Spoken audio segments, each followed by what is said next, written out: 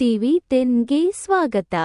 ಬಾಗೇಪಲ್ಲಿ ಪುರಸಭೆಯ ಅಧ್ಯಕ್ಷ ಮತ್ತು ಉಪಾಧ್ಯಕ್ಷರ ಚುನಾವಣೆಯಲ್ಲಿ ಅಧ್ಯಕ್ಷರಾಗಿ 23ನೇ ವಾರ್ಡಿನ ಎ.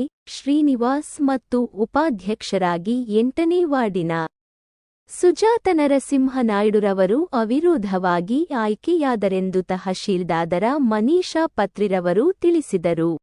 ತಹಶೀಲ್ದಾರರಾದ ಮನೀಷಾ ಪತ್ರಿರವರು ಸುದ್ದಿಗಾರರೊಂದಿಗೆ ಮಾತನಾಡಿ ಬಾಗೇಪಲ್ಲಿ ಪುರಸಭೆಯ ಅಧ್ಯಕ್ಷ ಮತ್ತು ಉಪಾಧ್ಯಕ್ಷರ ಚುನಾವಣೆಯಲ್ಲಿ ಒಟ್ಟು 25 ಮತದಾರ ಪೈಕಿ 19 ಪುರಸಭೆ ಸದಸ್ಯ ಮತದಾರರು ಈ ಚುನಾವಣೆಯಲ್ಲಿ ಭಾಗವಹಿಸಿದ್ದರು.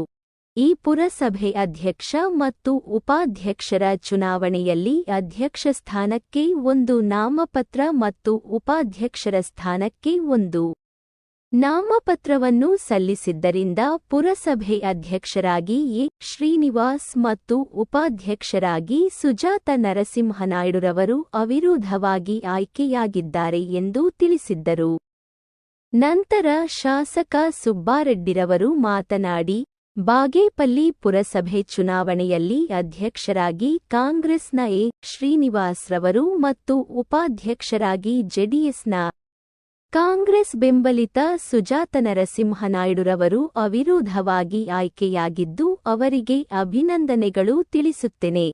ಅವಿರೋಧವಾಗಿ ಆಯ್ಕೆಯಾದ ಅಧ್ಯಕ್ಷ ಮತ್ತು ಉಪಾಧ್ಯಕ್ಷರು ಸಾರ್ವಜನಿಕರಿಗೆ ಮೂಲಭೂತ ಸೌಕರ್ಯಗಳನ್ನು, ಒಳ್ಳೆಯ ರಸ್ತೆಗಳನ್ನು, ಸಮರ್ಪಕವಾಗಿ ಕುಡಿಯುವ ನೀರಿನ ವ್ಯವಸ್ಥೆಯನ್ನು ಕಲ್ಪಿಸಬೇಕೆಂದರು. ಈ ಚುನಾವಣೆಯಲ್ಲಿ ಪುರಸಭೆ ಮುಂಭಾಗದಲ್ಲಿ ಶಾಸಕರ ಬೆಂಬಲಿಗರು ಮತ್ತು ಕಾಂಗ್ರೆಸ್ ಪಕ್ಷದ ಮುಖಂಡರು, ಕಾರ್ಯಕರ್ತರು ಪಟಾಕಿ ಸಿಡಿಸಿ ನೆರೆದಿದ್ದ ಜನರಿಗೆ ಸಿಹಿ ಹಂಚಿ ಸಂಭ್ರಮಿಸಿದರು. ಈ ವೇಳೆಯಲ್ಲಿ ಪುರಸಭೆ ಚುನಾವಣೆಯು ಶಾಂತಿಯುತವಾಗಿ ನಡೆಯುವಂತೆ ಪೊಲೀಸ್ ನಿರೀಕ್ಷಕರಾದ ಪ್ರಶಾಂತ್ ವರ್ಣಿರವರ ನೇತೃತ್ವದಲ್ಲಿ ಬಿಗಿ ಪೊಲೀಸ್ ಬಂದೋಬಸ್ತು ಏರ್ಪಡಿಸಲಾಗಿತ್ತು. ಈ ಸಂದರ್ಭದಲ್ಲಿ ಪುರಸಭೆ ಮುಖ್ಯಾಧಿಕಾರಿ ಶ್ರೀನಿವಾಸ್ ಮತ್ತು ಪುರಸಭೆ ಸದಸ್ಯರು ಹಾಗೂ ಶಾಸಕರ ಬೆಂಬಲಿಗರು, ಕಾಂಗ್ರೆಸ್ ಮುಖಂಡರು, ಕಾರ್ಯಕರ್ತರು ಮತ್ತಿತರರು ಹಾಜರಿದ್ದರು. ಟೌನ್ ಮುನ್ಸಿಪಲ್ ಕೌನ್ಸಿಲ್ ಬಾಗೇಪಲ್ಲಿ ಅಧ್ಯಕ್ಷರ ಮತ್ತು ಉಪಾಧ್ಯಕ್ಷರ ಸ್ಥಾನಕ್ಕೆ ಇಂದು ಚುನಾವಣೆ ಸಕ್ಸಸ್ಫುಲ್ ಆಗಿ ನಡೆಸಿದ್ದೀವಿ. ಅಧ್ಯಕ್ಷರ ಸ್ಥಾನಕ್ಕೆ 1 ನಾಮಪತ್ರಕ್ಕೆ ಸಲ್ಲಿಕೆಯಾಗಿರ್ತದೆ. ಉಪಾಧ್ಯಕ್ಷರ ಸ್ಥಾನಕ್ಕೆ ಕೂಡ 1 ನಾಮಪತ್ರ ಸಲ್ಲಿಕೆಯಾಗಿರ್ತದೆ. ಯಾರು ವಿಡ್ರಾವಲ್ ಮಾಡದೇ ಇರೋ ಕಾರಣ ಶ್ರೀನಿವಾಸ್ ವಾರ್ಡ್ ನಂಬರ್ 23 ಅವರು ಅಧ್ಯಕ್ಷರ ಸ್ಥಾನಕ್ಕೆ ಅವಿರೋಧವಾಗಿ ಆಯ್ಕೆಯಾಗಿರ್ತಾರೆ. ಅದೇ ರೀತಿ ಉಪಾಧ್ಯಕ್ಷರ ಸ್ಥಾನಕ್ಕೆ ಸುಜಾತ ಎಸ್ ವಾರ್ಡ್ ನಂಬರ್ 3, 8 ಇವರು ಅವಿರೋಧವಾಗಿ ಆಯ್ಕೆಯಾಗಿರ್ತಾರೆ. ಸುಮಾರು 19 ಜನ ಸದಸ್ಯರು ಪಾಲ್ಗೊಂಡಿದ್ದು,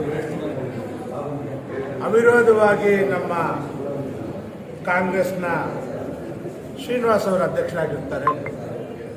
ಉಪಾಧ್ಯಕ್ಷ ಸುಜಾತಮ್ಮನವರು ಕಾಂಗ್ರೆಸ್ನ ಪರವಾಗಿ ಅಧ್ಯಕ್ಷರಾಗಿರ್ತಾರೆ. ನನ್ನ ಅವರಿಬ್ಬರಿಗೂ ನನ್ನ ಸಂದೇಶ, ಈ ಒಂದು ಪುರಸಭೆಯಲ್ಲಿ ಬಾಗೇಪಲ್ಲಿ ಪಟ್ಟಣ ಜನತೆಗೆ ಒಳ್ಳೆ ರಸ್ತೆಗಳಿರ್ಬೋದು, ಮೂಲಭೂತ ಸೌಕರ್ಯಗಳನ್ನು ಕೊಡಬೇಕು, ಈ ಜನತೆ ಕಷ್ಟ ಆಲಿಸಬೇಕು ಅಂತ ಈ ಶುಭ ಸಂದರ್ಭದಲ್ಲಿ ಅವ್ರಿಗೆ ಒಳ್ಳೆಯದಾಗಲಿ ಅಂತ ಆಶಿಸ್ತಾ ಇದ್ದೀನಿ.